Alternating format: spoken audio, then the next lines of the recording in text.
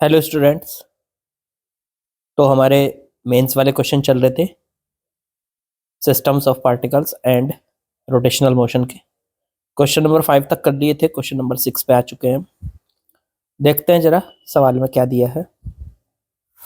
A particle of mass 100 gram is projected at time t is equal to 0।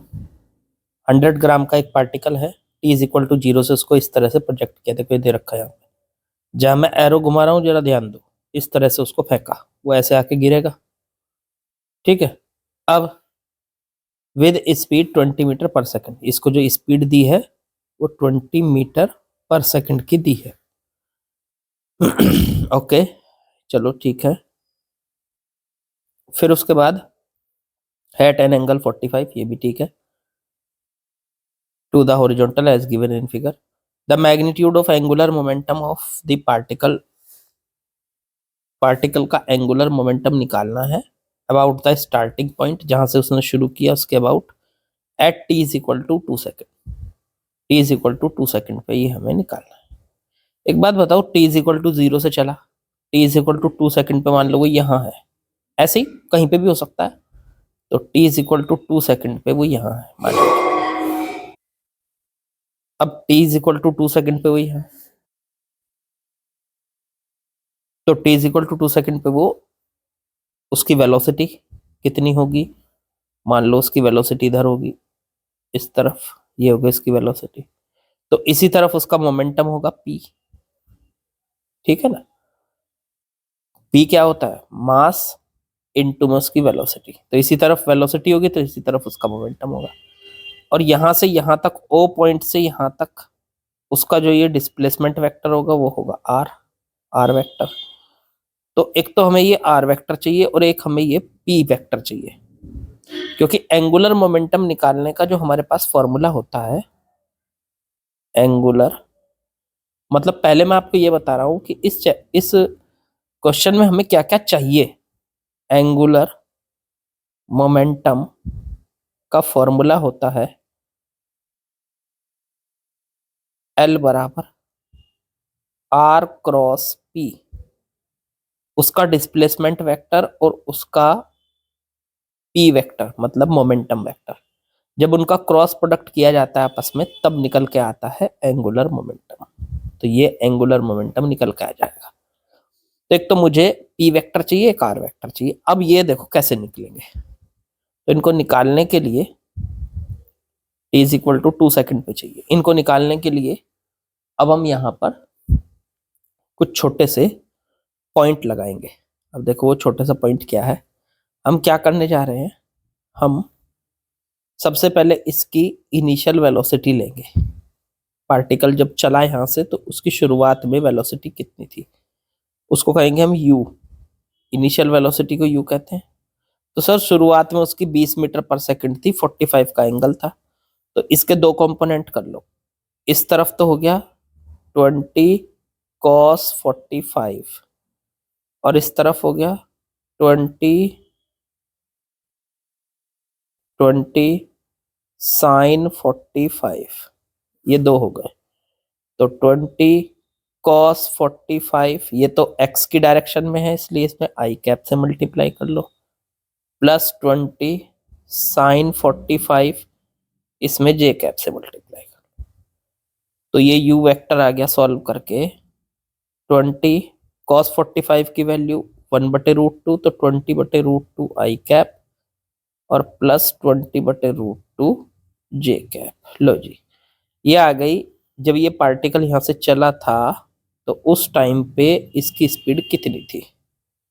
ठीक है, ये आ गया आपका। ओके, अब ये पार्टिकल जब यहां पहुंचा तो उसकी वेलोसिटी v है, वो हमें निकालनी है। तो u हमें पता है, v हमें 2 सेकंड के बाद निकालना है, मतलब टाइम की वैल्यू दे रखी है 2 सेकंड। ठीक है। अच्छा, एक्सेलरेशन कितना है यहाँ पे इस पे लगने वाला, तो एक्सेलरेशन कितना है, तो नीचे की तरफ g लगा हुआ है, तो यहां पर इसका जो एक्सेलरेशन है वो हो गया नीचे की तरफ g, तो ये हो गया g जे कैप, g की वैल्यू 10, जे कैप वो भी जे कैप ऊपर की तरफ नीचे की तरफ है तो माइनस में लेना पड़ेगा इसको, माइनस में। तो देखो किसी पार्टिकल की इनिशियल वेलोसिटी u दे रखी है, फाइनल वेलोसिटी v निकालनी है, टाइम दे रखा है, एक्सेलरेशन दे रखा है, लेकिन सारी चीज वेक्टर की फॉर्म में दे रखी। तो वेक्टर की फॉर्म में दे रखी तो वेक्टर वाली इक्वेशन यूज करनी पड़ेगी। v is equal to u plus A T. v vector निकालना है, u वेक्टर तो 20/√2 I cap plus 20/√2 J cap, A की जगह लिख दो माइनस का tan जे कैप, और टाइम हो गया 2 सेकेंड, 2 सेकेंड हो गया टाइम। चलो ये सॉल्व करके v वेलोसिटी कितनी आ गई, 20/√2 आई कैप, और ये देखो जे वाले दो हैं, ये 1 और 2, तो ये हो जाएगा 20/√2 जे कैप माइनस में 20 जे कैप। चलो इसे सॉल्व कर लो। 20/√2 को क्या लिख सकते हो, tan√2 लिख सकते हो, प्लस 20/√2 tan√2 जे कैप माइनस में 20 जे कैप। ये tan√2 आई कैप प्लस इसमें से tan जे कैप कॉमन ले लो, तो अंदर बचा √2 माइनस 2, √2 यहाँ बचा और 2 यहाँ बचा, बिल्कुल ठीक। ये वेलोसिटी वेक्टर बन गया, ये वेलोसिटी वेक्टर बन गया। अब देखो 2 सेकंड के बाद उसकी वेलोसिटी क्या होगी ये हमने निकाल लिया। अब 2 सेकंड के बाद उसकी वेलोसिटी आ गई तो पी वेक्टर निकाल लो, क्योंकि पी चाहिए ना हमें तो यहाँ, चलो वो भी कर लो। पी वेक्टर होता है मास इंटू वेलोसिटी। मास कितना दे रखा देखो ऊपर 100 ग्राम, तो मास 100 ग्राम है, ग्राम को केजी में कन्वर्ट करेंगे तो 0.1 लिखेंगे, तो 0.1 इंटू में tan√2 आई कैप और plus tan J cap √2 minus 2, अंदर मल्टीप्लाई करो इसकी, तो ये 0.1 10 से मल्टीप्लाई होकर √2 बच जाएगा बस खाली, इसकी भी अंदर मल्टीप्लाई 10 खत्म हो जाएगा, तो ये बन जाएगा √2 माइनस 2 जे कैप। लो जी, ये पी वेक्टर आ गया। पहला टारगेट हमारा पी वेक्टर को कैलकुलेट करने का था, क्योंकि एंगुलर मोमेंटम तब तक पता नहीं चलेगा जब तक हमें पी वेक्टर और आर वेक्टर ना पता चल जाए। अब आर वेक्टर कैसे निकाले, तो उसके लिए हमें लगानी पड़ेगी इक्वेशन नंबर सेकंड, मोशन की सेकंड इक्वेशन। वो क्या है, एस वेक्टर मतलब आर वेक्टर कह सकते हो आप इसको, डिस्प्लेसमेंट वेक्टर को आर वेक्टर भी कहा जा सकता है, is equal to ut plus half A T square. R vector निकालना है, u कितना है इनिशियल वेलोसिटी, तो u देखो ये रही शुरुआत में वेलोसिटी, तो 20/√2 I cap plus 20/√2 J cap, तो ये तो u आ गया, इनटू में t तो 2 प्लस a हाफ a की वैल्यू हो गई माइनस का tan जे कैप, और इनटू में टी स्क्वायर तो 2 का स्क्वायर, 2 से ये 2 कट गया। 20/√2 को tan√2 लिख सकते हैं आई कैप प्लस tan√2 जे कैप, ये आ गई। फिर इनटू में 2, तो इनटू में 2 था ये, इस 2 की मल्टीप्लाई कर लो पूरे में, तो ये 10 की जगह 20 हो गया। चलो अब प्लस ये माइनस बाहर आ जाएगा, ये आ जाएगा 2 का स्क्वायर, तो ये 20 जे कैप बच गया, ये आ गया 20√2 आई कैप और प्लस में 20 जे कैप कॉमन ले लो तो √2 माइनस 1। लो जी, ये आ गया आपका √2 माइनस 1 आर। ये माइनस का जे कैप बाहर आ गया था, हाफ ए टी स्क्वायर, एक 2 से 2 कट गया था, हाँ बिल्कुल ठीक हो गया। ठीक है, तो ये आर वेक्टर आ गया। भाई ध्यान से करना पड़ेगा क्योंकि थोड़ी सी टफ कैलकुलेशन है इसकी। चलो खैर एक बार दोबारा देख लेता हूँ, यू रखा इनटू में टी 2 हो गया plus half A T square, तो ए हो गया माइनस का tan जे कैप इनटू में टी स्क्वायर 2 का स्क्वायर, माइनस आ गया बाहर, तो ये 2 से एक 2 कट गया, माइनस का 20 जे कैप।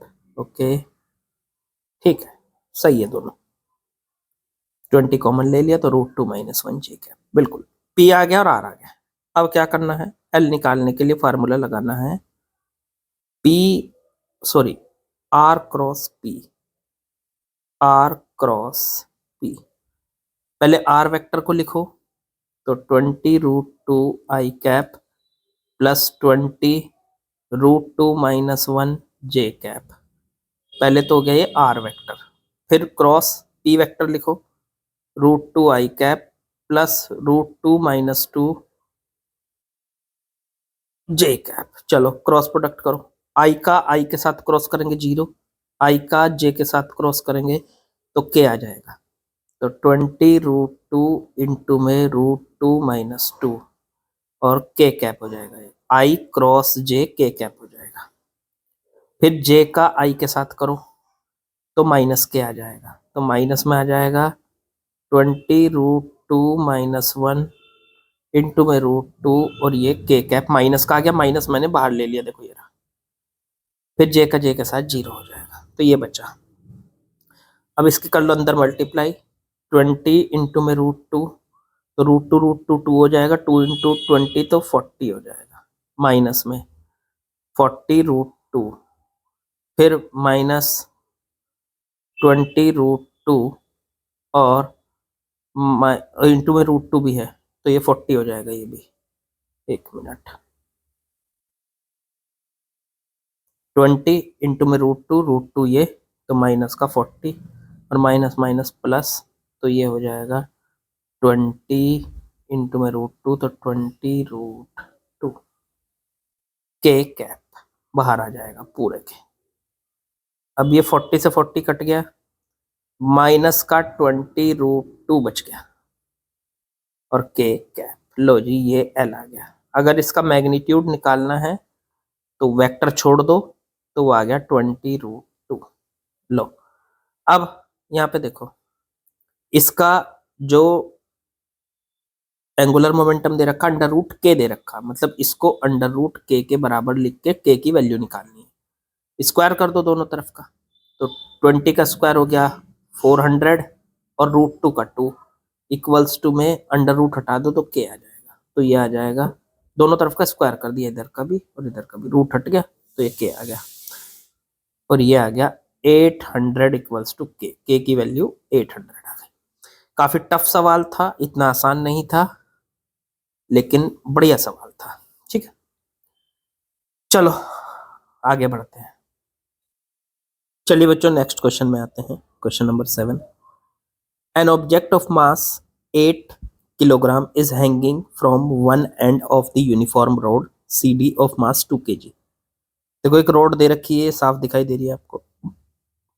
इस रोड पर, ये है रोड, ये है रोड, यहां से यहां देखो ये, ठीक है। और इसके एक कॉर्नर पे 8 kg का मास लटका हुआ है, ठीक है। तो अगर हम इसका फ्री बॉडी डायग्राम बनाएं तो ये तो हो गई रोड, ठीक है। इसके इस कॉर्नर पे लगा हुआ है 8 kg का मास, इसको लिख सकते हैं 8g। इस बी पॉइंट पर यहाँ पे लगी हुई है टेंशन, ये हो गई आपकी टेंशन टी, रस्सी है यहाँ देखो, ये रही टेंशन टी। 30 डिग्री का एंगल है, यहाँ से इधर हो गया टी sin 30 और इधर हो गया इसका टी cos 30। ओके, यहाँ पर ये फिक्स है, ये ओ पॉइंट मान लो, सी पॉइंट क्या रखा है इन्होंने वैसे यहाँ, तो ये सी पॉइंट पर यहाँ फिक्स है रोड। अच्छा, रोड का खुद का वेट बीचों बीच में लगेगा, वो कितना लगेगा 2g, ठीक है। चलो अब यहाँ से यहाँ तक की लेंथ दे रखी 40 सेंटीमीटर और यहाँ से यहाँ तक की लेंथ दे रखी पूरी 60 सेंटीमीटर, यहाँ से यहाँ तक। और बीचों बीच से यहाँ तक की बीचों बीच में होगी, तो ये 40 + 60 हो गया 100, 100 का आधा हो जाएगा 50, ये दे रखी 50 सेंटीमीटर। अब मुझे टेंशन निकालनी है, बड़ा आसान है, आपको एक काम करना होगा। अच्छा, और कोई फोर्स? तो एक फोर्स यहाँ से इस तरीके से नॉर्मल रिएक्शन लगी हुई होगी, यहाँ पे नॉर्मल रिएक्शन भी होगी। अब यहाँ पे जो नॉर्मल रिएक्शन होगी वो इस डायरेक्शन में हो, चाहे ऊपर की डायरेक्शन में हो, ऊपर की डायरेक्शन में भी हो सकती है, लेकिन उसकी जरूरत नहीं पड़ेगी हमें, तो इसलिए मैं ले नहीं रहा हूँ उसको, क्योंकि हमें चाहिएगा टॉर्क यहाँ। तो टॉर्क हम इजीली निकाल लेंगे। कैसे? ऊपर के फोर्स को नीचे की तरफ बैलेंस करा लेंगे पहले तो। टी साइन 30 ऊपर की तरफ है और नीचे की तरफ बैलेंस नहीं कराते, क्योंकि नॉर्मल रिएक्शन भी चाहिएगी इसमें। तो हम करते हैं इसका कैलकुलेट करते हैं इस सी पॉइंट के अबाउट टॉर्क। नेट टॉर्क 0 होगा ना, तो torque on rod about C is 0। तो सी के अबाउट इसका जो टॉर्क होगा, टोटल टॉर्क, वो 0 हो जाएगा, नेट टॉर्क कह लो। तो वो निकालेंगे। अब टॉर्क के लिए हमारे पास नेट टॉर्क कौन कौन से फोर्स है? एक तो है सर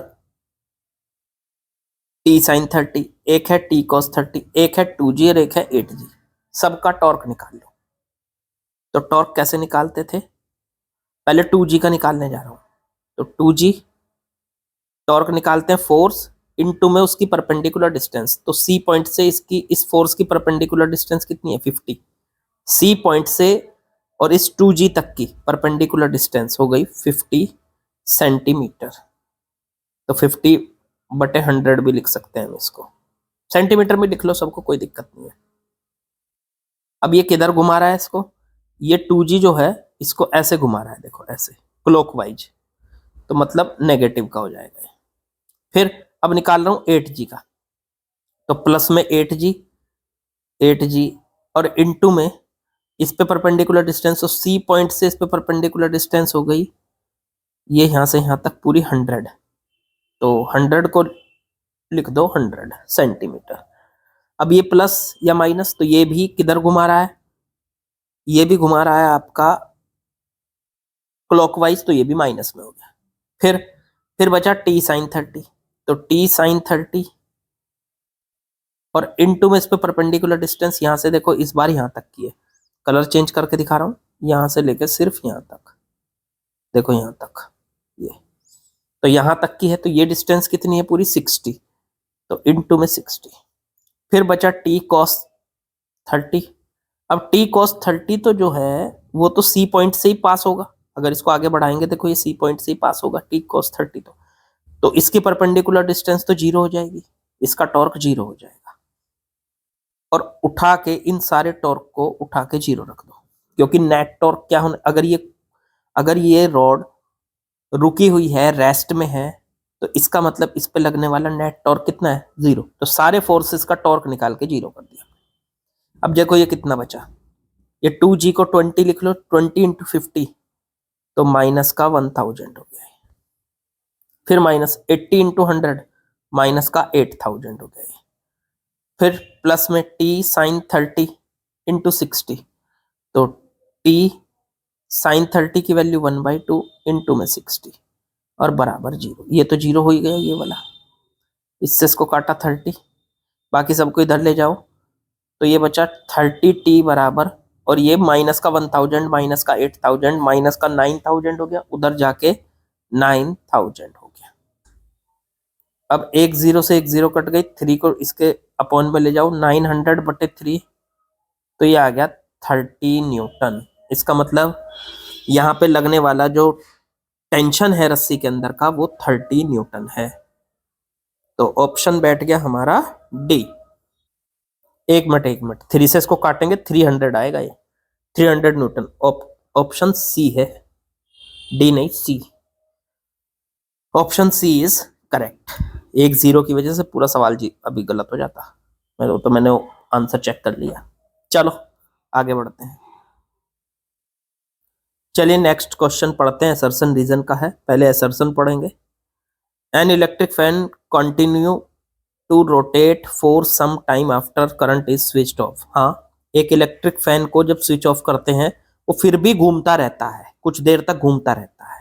ये असर्शन है, ये बिल्कुल करेक्ट है सर, करेक्ट है ये बात। तो इसने बोला कि क्या ऐसा होता है? हाँ होता है। इलेक्ट्रिक फैन को आप बंद कर दो फिर भी वो घूमता रहेगा कुछ देर तक। असर्शन करेक्ट हो गया। अब रीजन पढ़ो। Fan continuous to rotate due to inertia of motion.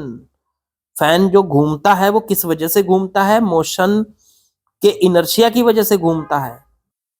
तो ये बात तो बिल्कुल करेक्ट है, वो अपने इनर्शिया की वजह से ही घूमता है। तो ये भी करेक्ट है, ये भी करेक्ट है भाई साहब, करेक्ट, दोनों करेक्ट है। और ये रीजन जो है वो असर्शन को एक्सप्लेन भी कर रहा है, क्योंकि इलेक्ट्रिक फैन कंटिन्यू क्यों रहता है? इलेक्ट्रिक फैन का कंटिन्यू रहने का क्या मतलब है? वो यही मतलब है क्योंकि वो अपने इनर्शिया की वजह से कुछ देर तक घूमता रहता है। तो रीजन उसको एक्सप्लेन भी कर रहा है, इसलिए ऑप्शन बैठ गया हमारा B. Both A and R correct and R is the correct explanation of A. तो ऑप्शन बी इज करेक्ट। आसान था ये सवाल तो। खैर चलो आगे बढ़ते हैं। चलो खैर नेक्स्ट क्वेश्चन में आते हैं, समझते हैं इसको क्या दिया है। The moment of inertia of semicircular ring about an axis passing through the center and perpendicular to the plane of ring। देखो एक रिंग है, ठीक है, एक रिंग, ठीक है, और उसको घुमाया जा रहा है उसके परपेंडिकुलर एक्सिस के about. Centre and perpendicular to the plane of ring is this. R is the radius, moment of inertia of semi circular ring. Semi circular है, अच्छा आधी रिंग है, आधी रिंग है तो इसका मतलब इसका आधा हिस्सा हटाना पड़ेगा। सिर्फ आधी रिंग है, देखो ये पूरी रिंग है उसमें से आधी कर दी हमने बस ऐसे, ये आधी रिंग है। या एक काम करो, पहले पूरी ले लेते हैं उसको आधी कर देंगे। ये देखो पूरी है, इसको आधा हिस्सा इसका हटा दिया हमने, ऐसे समझ लो, ठीक है। अब where R is the radius and mass of semi circular ring. जो ये आधी रिंग बची, आधी हट गई, आधी रिंग बची, आधी रिंग का मास दे रखा m और रेडियस दे रखी इसकी r। अच्छा एक काम करो, पहले तो पहले आधी रिंग का मास अगर है तो फुल रिंग का मास क्या होगा? फुल रिंग मास वो हो जाएगा 2m बिल्कुल, और रेडियस इसकी, तो रेडियस है सर r।